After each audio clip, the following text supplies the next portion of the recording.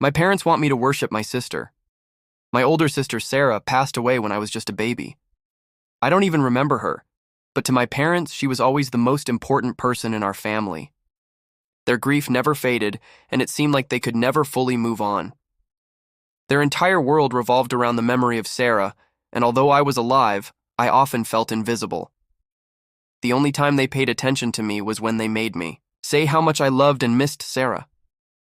But how could I miss her when I had never known her? They repeated it over and over, almost forcing me to believe the lie. There were pictures of her all over our house. The biggest one hung right across from my bed, and I was supposed to fall asleep under her watchful gaze. But instead of feeling warmth or safety, I only felt anxiety and discomfort. At night, I sometimes imagined her eyes following me, even in the dark. Sarah's pictures weren't just in my room, they were in every room of our house, even in the bathroom. I felt like I had no space that was truly mine. One day, I gathered the courage to take down her picture from my bedroom wall. I just wanted to breathe without her presence looming over me, at least in my own personal space. But as soon as my parents saw it, they shouted at me as if I had committed a terrible crime. That was the first time I realized. To them, I was merely a shadow of their lost daughter, not my own person. Sarah's room remained untouched all those years, as if she was still with us. My parents would spend hours sitting in there, silently holding her things, flipping through her old books, hugging her stuffed animals. Sometimes they made me sit with them, though I never understood why. I had to be extremely careful, not touch anything, not move unnecessarily. That place was a shrine to them, and I was a stranger who didn't belong among those memories. Other relatives supported this cult-like remembrance of Sarah. They always reminded me how much my parents had suffered and told me I needed to be understanding and not cause them more pain. But where was their understanding for me?